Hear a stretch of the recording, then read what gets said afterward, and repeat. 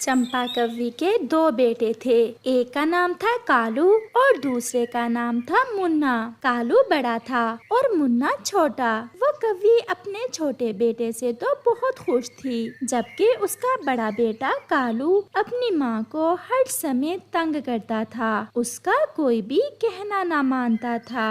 कालू, ये फल बहुत मीठा होगा और नरम भी। हम ये फल माँ के लिए ले जाते हैं। माँ के तो दांत भी नहीं हैं। माँ ये नरम और मीठा फल देखकर बहुत खुश होगी। कल भी माँ के लिए भोजन मैं ही लेकर गया था। आज तुम्हारी बारी है, तुम जानो और तुम्हारा काम। मैं तो खुद ये फल खाऊंगा। ऐसा कहते हुए कालू वो फल खा लेता है। शाम को वो माँ के लिए सूखे चनों के दाने लेकर घर आते हैं। कालू बेटा, तुम्हें पता तो है मेरे दांत नहीं हैं। मैं कैसे चने खाऊंगी? माँ जी, कालू को एक नरम और मीठा फल मिला था। मैंने इसे कहा कि माँ के लिए ले जाते हैं, परंतु ये खुद खा गया। माँ, ये झूठ बोल रहा है। वो फल तो कड़वा था। मैं इसलिए वो फल आपके लिए नहीं लाया।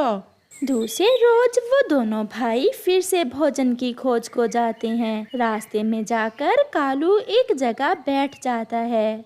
कालू भाई, यहाँ क्यों बैठ गए हो? चलो, हमें दूर जाना है। समय जाया ना करो।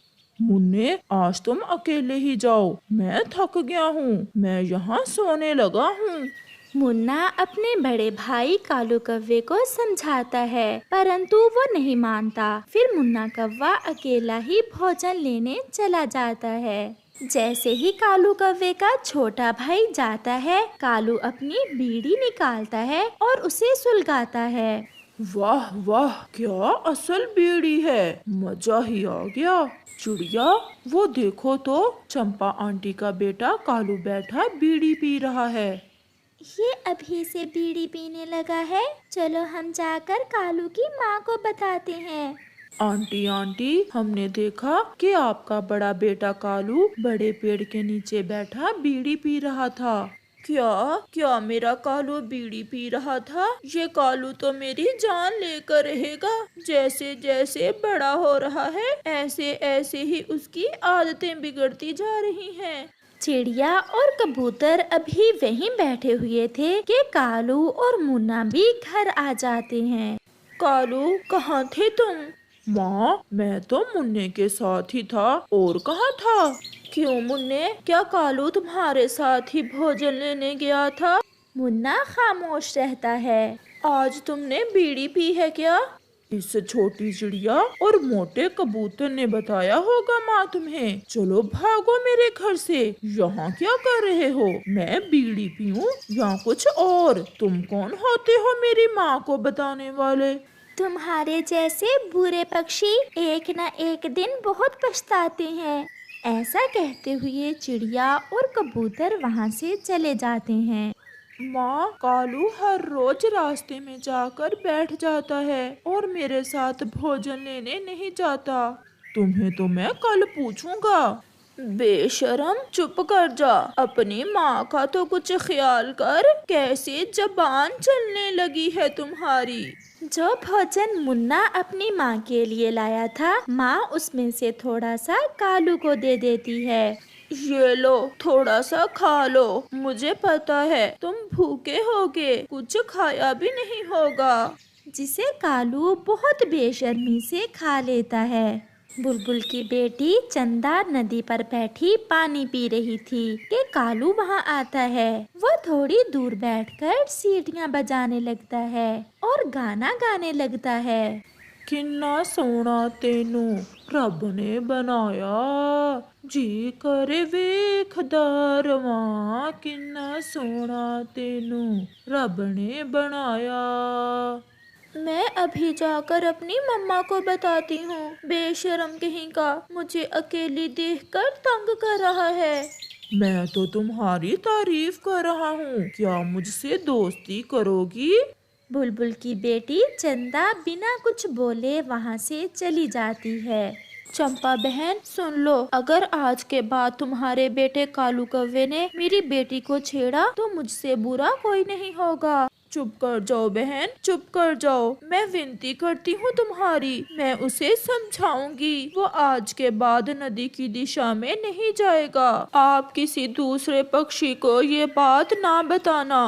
पूरे जंगल को तुम्हारे बेटे के कामों का पता है। आप उसे रोक लें। अगर ना रोका तो हम सब पक्षी मिलकर उसकी हड्डी पसली तोड़ देंगे।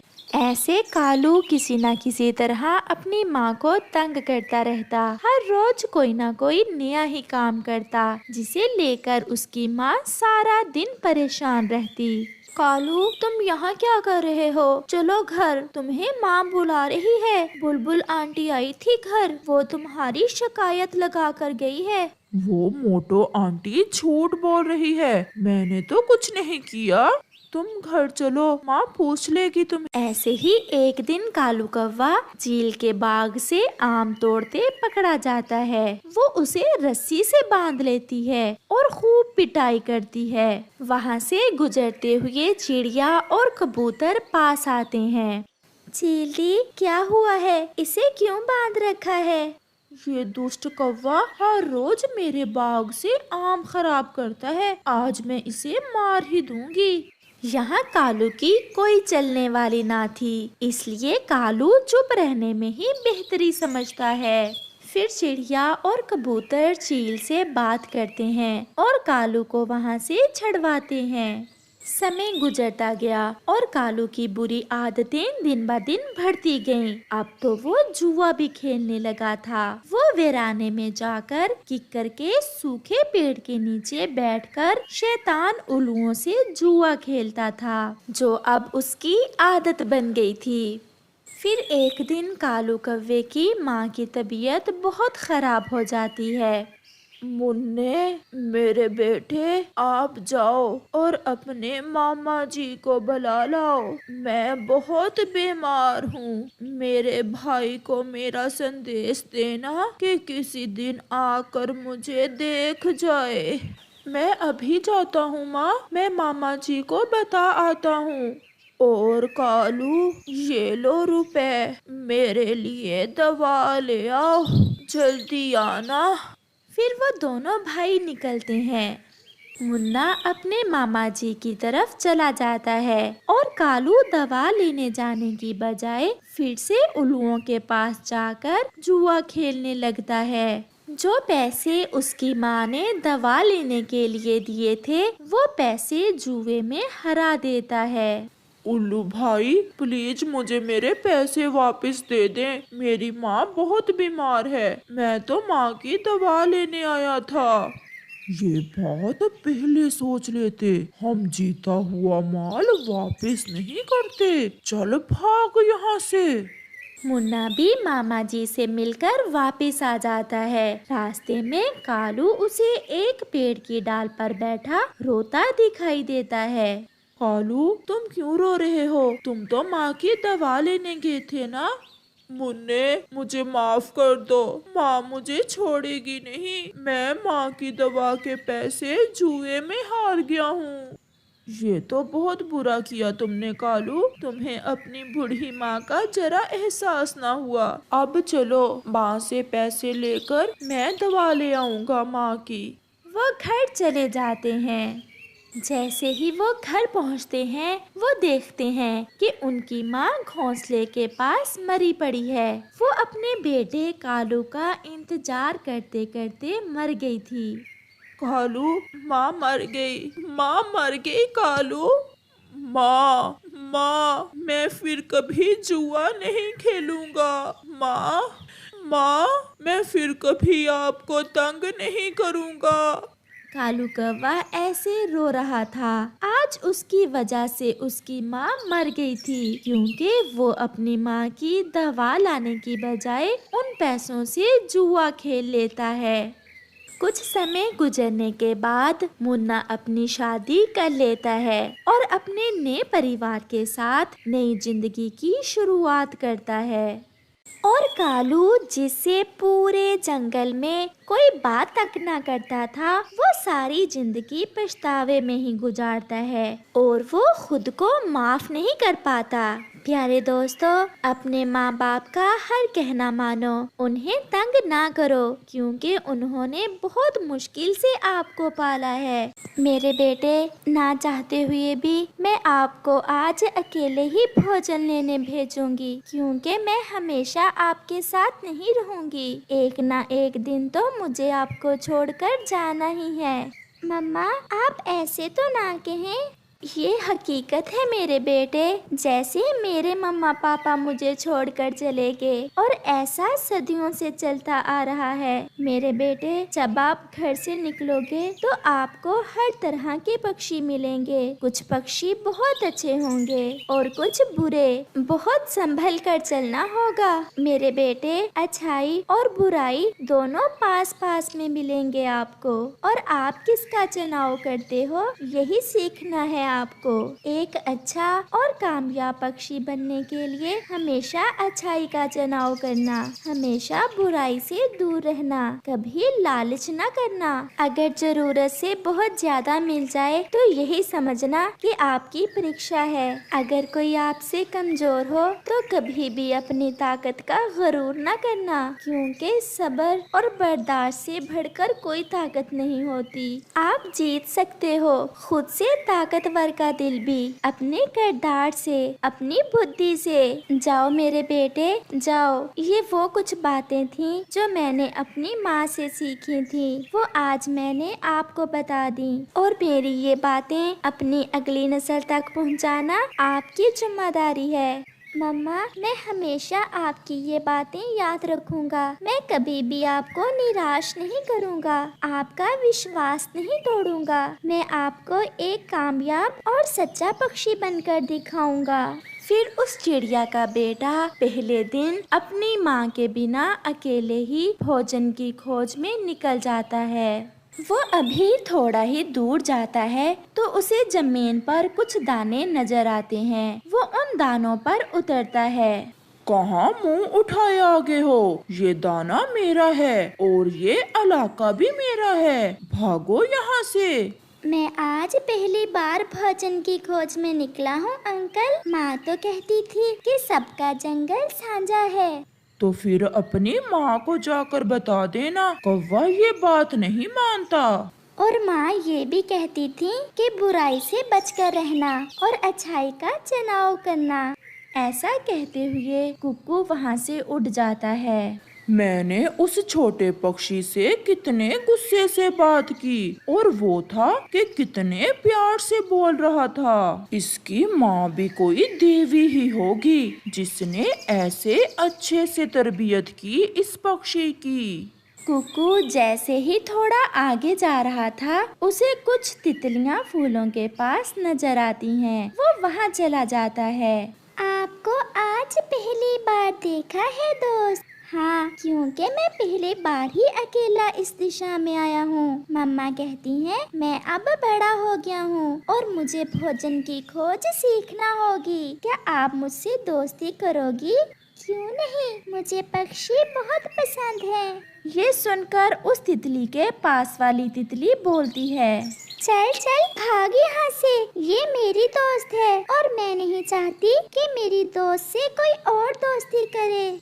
दोस्ती मिलजुल कर रहने का नाम है, दोस्ती प्यार बढ़ाने का नाम है। फिर आप इस अजनबी दोस्त को ऐसा क्यों कह रही हो? दोस्त, अगर आपकी दोस्त को मेरा आपसे दोस्ती करना अच्छा नहीं लगा तो कोई बात नहीं, मैं यहाँ से चला जाता हूँ। और जब कुक्कू वहाँ से जाने लगता है तो वो तितली कुक्कू से पूछती है, आप मुझसे शक्तिशाली हो, मैंने गुस्से में आपको बुरा कहा और आपने मुझे कुछ भी नहीं कहा। आप तो सच में एक अच्छे पक्षी हो, क्योंकि मम्मा कहती हैं कि अगर खुद से कोई कमजोर मिल जाए तो अपनी ताकत पर गरूर न करना। अच्छा दोस्त, अब मुझे जाना है, मुझे भोजन की खोज करने जाना है। फिर कुक्कू वहाँ से आगे चलता है। थोड़ा आगे कुक्कू को जमीन पर एक जगह बहुत सारे दाने नजर आते हैं। वो वहाँ उतरने का सोचता है, परंतु वो पहले एक पेड़ पर बैठ जाता है